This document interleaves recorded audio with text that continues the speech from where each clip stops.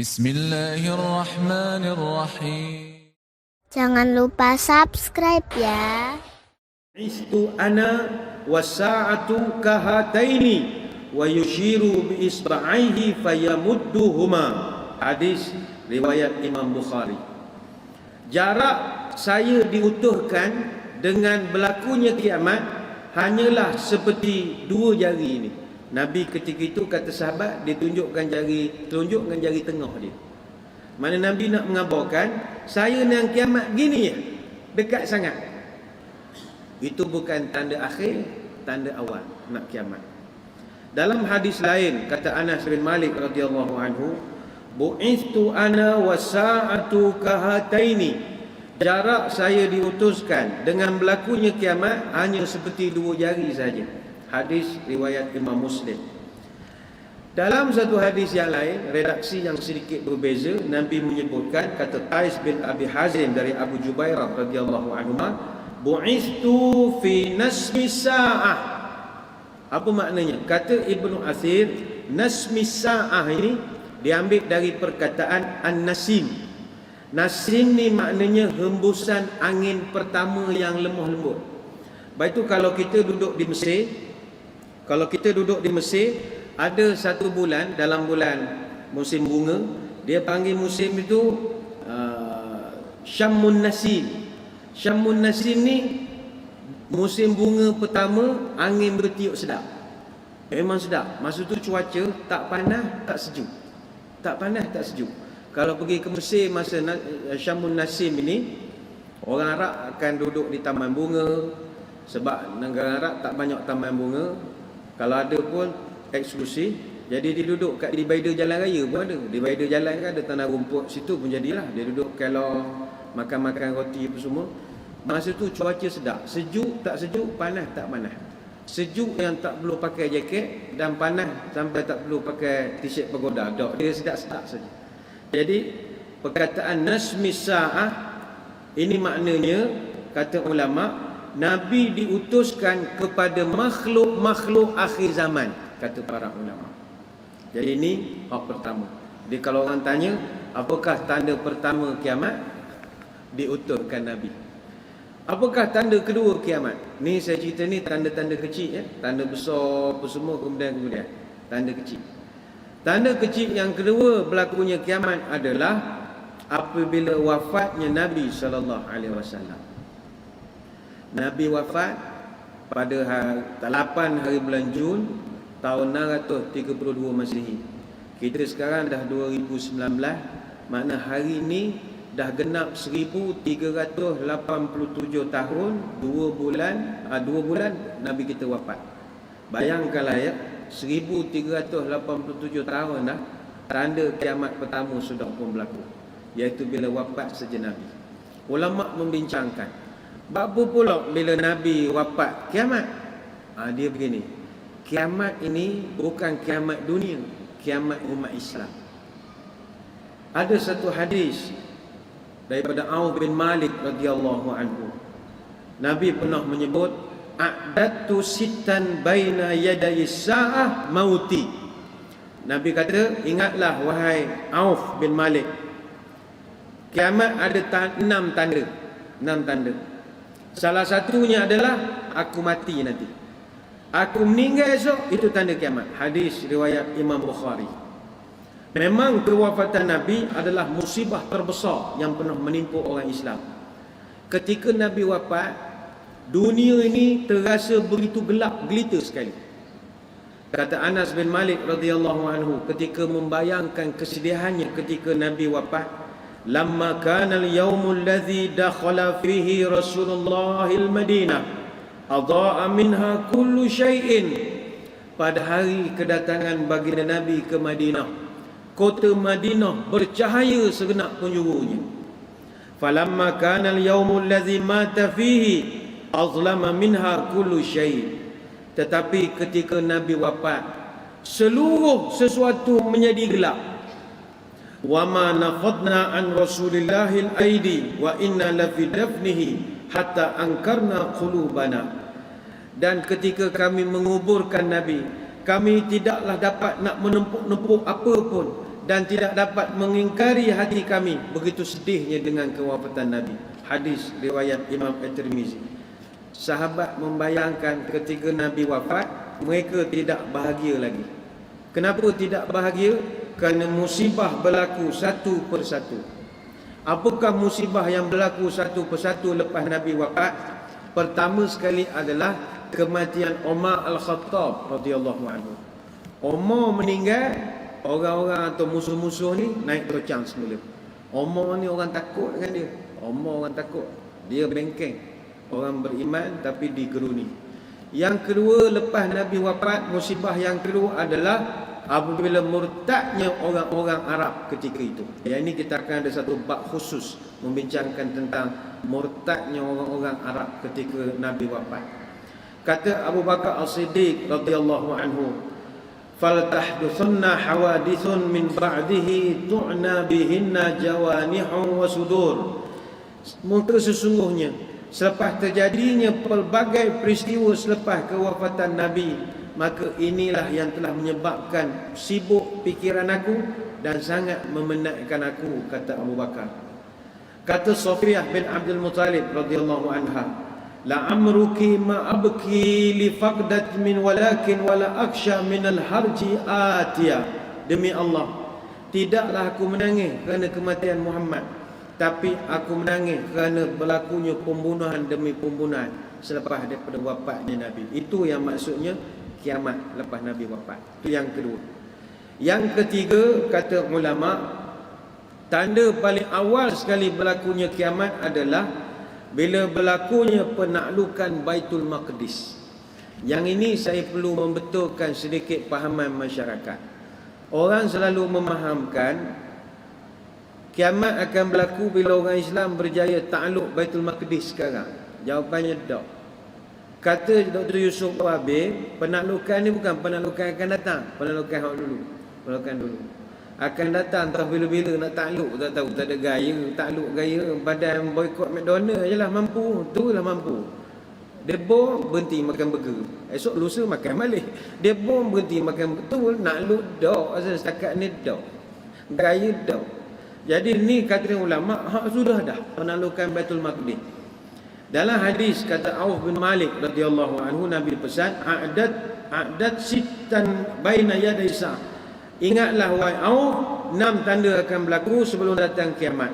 Fa dzakara minha fathu Baitul Maqdis. Antara tandanya adalah penaklukan Baitul Maqdis. Hadis Bukhari. Ulama sepakat mengatakan yang dimaksudkan penaklukan Baitul Maqdis adalah penaklukan di zaman Umar Al-Khattab radhiyallahu anhu. Bukannya zaman Yasir Arafat ke, zaman Ismail Haniyeh ke, zaman ni tak. Zaman Umar Al-Khattab radhiyallahu anhu.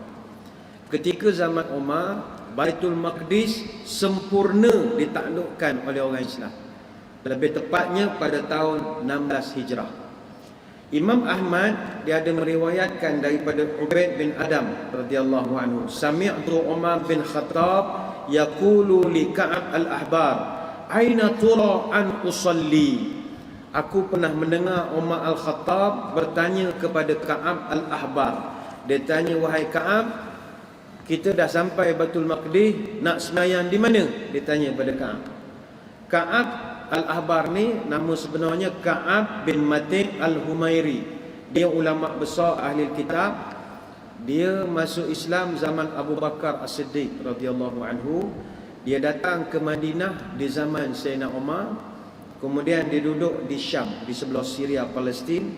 Dia meninggal pada zaman Osman bin Affan. Umurnya masa tu kat 100 tahun. Mana dia ni Yahudi. Orang Yahudi yang masuk Islam. Umar rapat dengan dia, tapi dia tak dan masuk Islam zaman Nabi. Jadi bila masuk Baitul Maqdis, dia tanya kepada Ka'ab, kawan nak semayang di mana?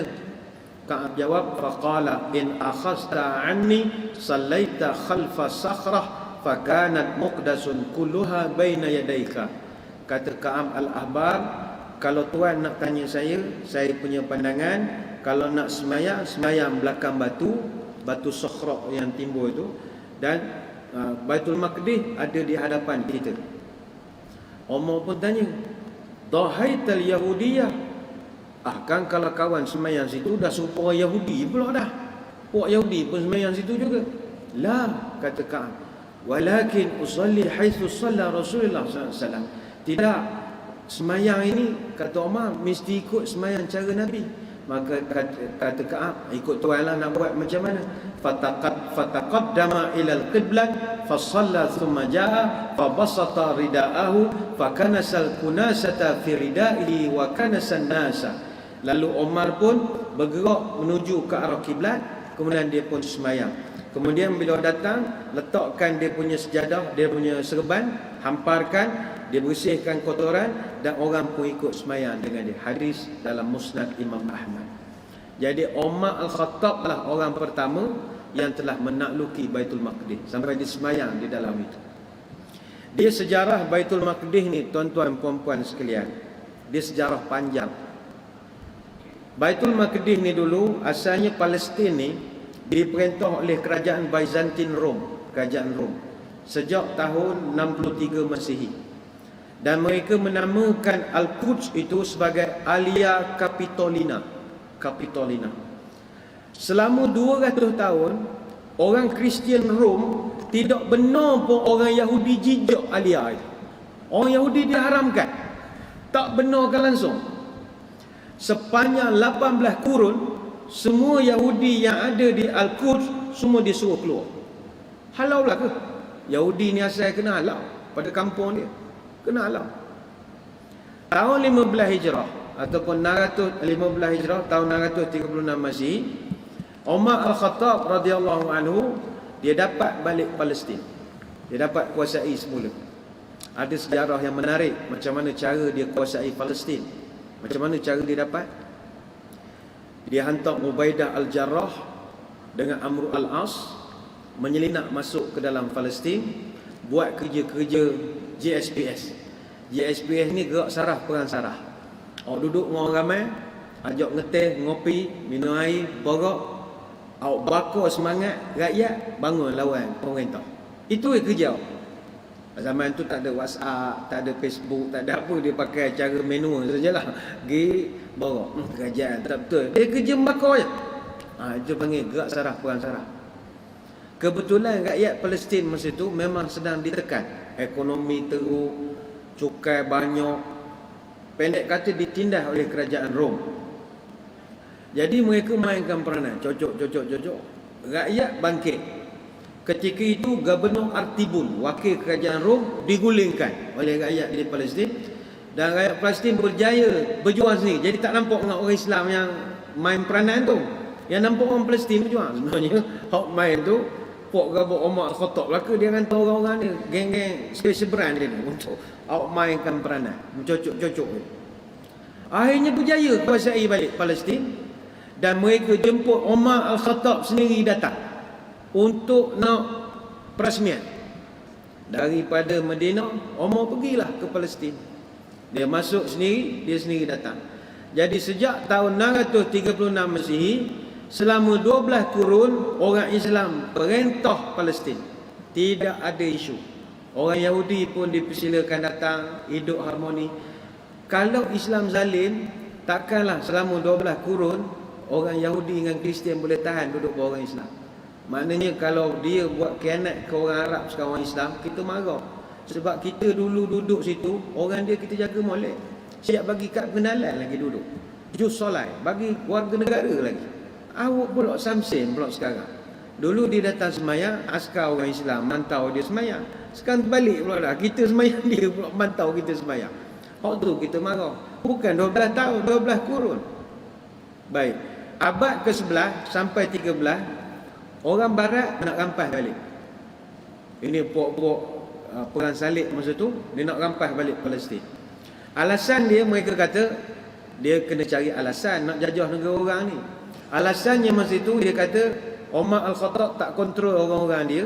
Orang Islam sampai satu peringkat halang orang Kristian nak pergi buat haji di Jerusalem.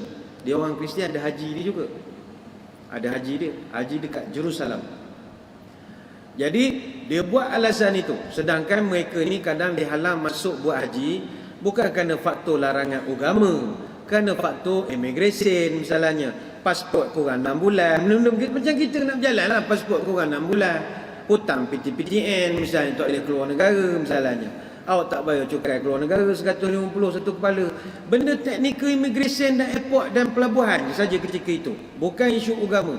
Tapi dia jadikan isu itu paling besar untuk nak serang Palestin. 15 hari bulan 7 tahun 1099, seramai 150,000 tentera-tentera Perancis, Itali, Norman dan Genoa. Mereka gabung gempur Palestin. Masa itu seramai 80,000 orang-orang awam dan juga tentera Palestin terkorban. Lord Geoff Godfrey yang jadi panglima masa itu, dengan bangganya dia tulis satu surat kepada Pope Urban II. Kata dia, kami berjaya ambil semula Palestin. Dan yang paling kita marah dalam report resmi, ada report tu di muzium, darah orang yang mati sama parah dengan lutut kuda, kata. Oh, dia dengan bangga macam anak sungai saja. Kami dah berjaya selesaikan. Selepas itulah selama setengah abad Palestin tak pernah aman. Orang daripada Turki bangun, dia buat guerrilla warfare. Lawan secara guerrilla. Macam kita lawan dengan British secara guerrilla hutan saja, lawan. Ketika itulah munculnya Salahuddin Al-Ayyubi rahimahullah. Salahuddin Al-Ayyubi 2 Oktober tahun 1187 dia tawan semula Baitul Maqdis. Loceng emas di Masjid Al-Aqsa dia gantikan dengan azan, dan penduduk-penduduk Jerusalem dia beri layanan yang terbaik. Beri semula tahap pendidikan apa semua baik sangat ketika itu. Tahun 1192 orang barat balas dendam, tak puas hati. 100,000 tentera salib daripada Jerman, Perancis dan England telah menyerang Asia Minor. Masa tu dia paksa semua tentera serang Palestin. Katanya kalau siapa yang tak nak pergi hantar bertugas di Palestin, dia punya income tax lebih tinggi. Puak-puak ni dengar boleh kurang income tax, ketok kepala lah. Kurang income tax ni suka. Dia sanggup pergi bertugas di Palestin.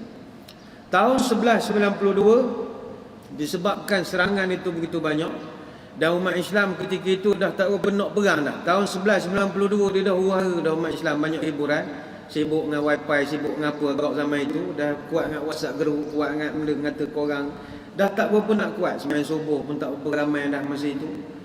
Akhirnya Salahuddin tak rut juga, asyik dia je, tak ada lalu support. Lepas dia mati pun 5 kawan seorang-seorang. Hak lain tu tak ada lalu nak menolong. Akhirnya dia buatlah perjanjian dengan Richard the Lionheart. Terkenal panglima England, Richard the Lionheart. Ada filem tentang Richard the Lionheart. Dia buat MOU, buatlah perjanjian untuk nak mengatakan lu tak kacau gua tak kacau lu. Kita sab-sab soya, kita tolak ansur, lu masuk gua tolong, gua punya orang lu tak boleh kacau. Itu sajalah. Orang marah Salahuddin Ayyubi, tapi awak punya marah, awak tak nolong dia menjaga Palestin juga. Dia banyak kerja lain lagi, penat dia. Kuat poyo-poyo umat Islam dah lemah, sibuk dengan macam-macam. Buat perjanjian, lemah sikitlah ketika itu. Tahun 1886 orang Islam bangkit semula. Lambatlah 1886 buat perjanjian 1192. Baru sedar awak punya negara ambil dia orang sikit-sikit tahun 1886. Lawan balik, tapi dah terlambat dah. Orang Yahudi dia dah beli tanah banyak gila masa itu. Umpama kalau Kuantan ni segala tanah strategik ambil dia dah. Awak adalah tinggal belah-belah nak air, belah-belah ala kampung semangat gitu je dah. Tanah tak ada dah. Ambil sabul dia semua dah. Lambat sangat dah. 1192, 1886 baru celik mata. Tu pun tahanlah celik mata pada tidur terus. Yahudi pula bila tengok orang Arab ni dah start bangkit, dia isytihar negara dia. Isytihar Israel itu sebagai negara dia. Diisytiharkan Israel sebagai negara Israel 14 Mei 1948. Masa tu dah terlambat dah. Cucu-cicit yang jual menentang-menentang semua ni tak boleh buat apa. Sebab Tok Ki awak jual tanah. Tok Ki awak jual tanah, mana tahu. Tanah pun tak maju juga, jual je lah. Jual tengah-tengah bandar apa semua. Kalau macam kita ni tengah bandar buat masjid, tahanlah 2 ekar, nasib baiklah lebih ahli cerdik lu buat masjid. Buat supermarket tak ada lah. Mana semayang tahu kita. Mayang semuanya metan agak. Palestin tak ada orang nasihat. Daripada tahun 48 kena tindah. Orang Arab pun tak berapa nak melawan, lantak engkau lah, duduklah sini. Nasib baik tahun 87, 9 Disember tahun 1987, Intifadah digerakkan. Itulah kali pertama kebangkitan rakyat bangkit balik tahun 87, digerakkan oleh almarhum Syekh Ahmad Yassin. Dia tubuhkan Hamas. Hamas ni pula ada sayap tentera nama Brigade Izzuddin Al-Qassam. Dia pun lawan. Kita daripada kecil tengok berita berlawan. Start itu je berlawannya. Sebelum tu dak. Jadi intifadah ini, walaupun bagi kita, alah setakat manalah ustaz dia berlawan, bukannya menang pun. Dak. Walaupun intifadah ni kecil, tetapi kerana intifadah lah ekonomi Zionis merudum banyak. Pelancongan mereka rugi tiap-tiap tahun 1 bilion US dollar kerana intifadah. Penurunan kadar belanjawan, perdagangan turun kadar 31%. Orang tak berani nak berniaga sebab ada penentangan. Jadi akhirnya Israel pun lemah juga dengan intifadah ini. Kemudian bangkit Hizbullah. Hizbullah ni gerila pinggiran. Tahun 80-an dia dah ada, tapi dia jenis Mark of Zorro, tak berapa menonjol sangat. Dia buat sabotaj lari. Orang tak tahu siapa, macam misteri lah masa itu. Tahun 1986 dia tunjuk muka. Dia buat 12 pos kawalan IDF di Lebanon, dia serang ramai-ramai. Masa tu orang tahu, ada Hizbullah ketika itu. Pos kawalan di kawasan Raihan digelarkan pos kawalan maut. Sebab masa tu paling banyak kena ambush dengan Hizbullah dekat dengan kawasan Raihan. Tahun 2000 IDF, Israel Defense Forces, mana angkatan tentera Israel, lari daripada Lebanon. Tak tahan dia dengan puak-puak Hizbullah. Di Lebanon diwujudkan 3 non-governmental paramilitary forces. Panjang cerita, tapi nak mengabarkan sejarah Palestin panjang sangat, ups and down. Tapi betul-betul orang Islam, orang Arab, orang Kristian, Yahudi ni betul-betul rahmat bawah orang Islam sebenarnya. Selain daripada orang lain, tak dapat dia nak jaga seperti mana zaman Umar Al-Khattab jaga, seperti Salahuddin Al-Ayyubi jaga. Lepas itu bagi kita orang Islam, kita nak mengambil semula Israel tu, mudah-mudahan Allah permudahkan. Tetapi andai kata tak mampu, buatlah setakat hak kita mampu. Antaranya kalau orang ajak boikot beberapa produk-produk tertentu ke apa ke, buat setakat mampu sajalah. Jangan blacklist pula. Esok makan pula. Tak apalah, janji nak menunjukkan solidariti saja. Nak menunjukkan aku bersamamu, wahai saudara-saudaraku di Palestin. Mu sahur di Palestin, kadang berbuka di surga. Pok-pok tu sial dia. Dia sahur di rumah, tengah hari kena tembak lah. Buka di surga. Untung dia buka di surga. Kita buka pada MBK, dia buka di surga. Luar biasa sekali. Dajjal. Tapi kita berkongsi rasa lah. Jadi kalau orang tanya, adakah nak tunggu takluk Palestin dulu baru boleh kiamat? Tak. Ini dah pun berlaku di zaman Umar Al-Khattab. Tu yang ketiga. Yang keempat ni yang terakhir. Dia ada banyak 100 lebih. Kita sambung lain kali lah pula. Yang keempat. Sebab tak ada kitab, susah nak cerita. Saya seorang tengok kitab. Yang keempat, yang terakhir. Tanda kiamat paling awal adalah berlakunya wabak ta'un di satu tempat bernama Amwas. Dalam satu hadis Nabi pernah bercerita, U'dud sitan baina yaday sa'ah. Ingatlah, ada 6 tanda sebelum datangnya hari kiamat. Summa mutanun ya'khudhu fikum kaku'asil ghanami. Hadis Bukhari. Kata Nabi, 6 perkara, salah satunya adalah ketika itu banyaknya berlaku kematian, yang mana kamu semua nanti mati kena penyakit macam penyakit kambing. Hadis riwayat Bukhari. Hadis ini ada hari itu orang sebarkan. Ada yang mengatakan peristiwa berlaku di Sungai Kim lah, di Pasir Gudang, di semua tanda kiamat. Mereka gunakan hadis mati macam kambing. Tak sesuai. Hadis ini kata ulama tak guna masa sekarang. Hadis ni guna dah lepas. Habis ustaz yang sekarang ni kimia sungai banyak pencemaran, sakit amna tu meskobi, sesemut unta, H1N1. Itu bukan tanda kiamat. Tanda kiamat, tapi hadis lain. Hadisnya akan datang kita jumpa. Hadis lain. Yang hadis, kamu semua fikum kaku asil ghanam, mati macam penyakit kambing. Ini hadis dah berlaku. Kata ulama, peristiwa ini berlaku di Amwas. Amwas ni salah satu daerah sepadan dengan Palestin. 6 batu daripada Ramallah mengikut jalur jalan ikut Baitul Maqdis. Dia antara Palestin dengan Jordan. Dia punya sempadan dia.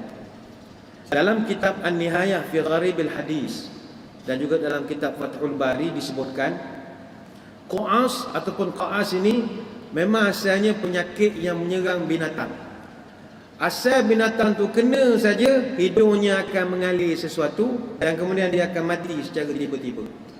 Kata para ulama, penyakit yang itu berdasarkan analisa mereka, dia adalah wabak yang muncul pada zaman Umar Al-Khattab radhiyallahu anhu selepas daripada penaklukan Baitul Maqdis. Dalam kitab Al-Bidayah wa Nihayah diceritakan wabak taun yang begitu besar ini berlaku pada tahun 18 Hijrah. 3 tahun selepas peperangan Yarmouk, bermula di Amwas, kemudian tersebar sampai ke Jordan, Syria, sampailah ke Palestin. Semua kawasan Syam kena. Dalam kitab Mu'jamul Buldan diceritakan penyakit taun ataupun wabak kolera ini begitu luar biasa sehinggakan 25,000 orang sahabat Nabi meninggal. Taun punya besar punya penyakit, 25 orang sahabat meninggal. Daripada 36,000 orang tentera Islam yang kebetulan ada di sana, hanya 6,000 orang saja yang selamat dalam wabak taun tersebut. Antara yang meninggal dunia siapa? Ni yang terkenal. Abu Ubaidah Al-Jarrah, Mu'az bin Jabal, Syurhabil bin Hasanah, Diral Al-Azwar radhiyallahu anhum ajma'in. Ini semua sahabat Nabi yang kanan-kanan meninggal kerana taun. Dan mereka dikebumikan di Al-Aghwar sekarang yang terletak di kawasan utara Jordan pada hari ini. Wabak inilah kata para ulama adalah wabak yang menjadi petanda awal kiamat. Itu yang keempat. Yang kelima lah halang-halang dan jukukkan kuku sebelah. Dia 5 lah ambil ganjil, Tuhan suka ganjil. Yang kelima, tanda awal kiamat adalah melimpahnya harta benda yang mana harta itu pula tak dapat nak diagih dan disedekahkan. Melimpahnya harta dan tak dapat diagihkan. Yang ini juga ada orang guna dalil ni untuk zaman sekarang. Kononnya sekarang ni kan harta benda sekarang dah melimpah-limpah. Itu kita tak nafikan. Sampai ada satu orang penyanyi rap, dia buat satu lagu, duit den bertingkek-tingkek katanya. Duit den bertingkek-tingkek dari Jelobu sampai Bongek. Oh, luar biasa. Saya dulu ingatkan Bongek ni bahasa rupa nama tempat. Saya sampai di Jelebu ada sembok Bongek. Oh, ada betul kampung Bongek. Jelebu sampai Bongek lebih kurang 2-3 km. Punyalah banyak kereta benda dia. Daripada Jelebu sampai ke Bongek kereta. Mana daripada Tok Sira sampai ke Berserah, punya banyak kereta dia. Semua kereta dia khabar. Memang kita tak nafi dalil ni nak mengatakan harta banyak. Macam kita di negeri Pahang Darul Makmur. Lepas itu kita ni nama Darul Makmur, negeri makmur. Hasil bumi tak pernah putus. Mana pernah putus Pahang ni? Dulu boksat merah jalan. Tutup.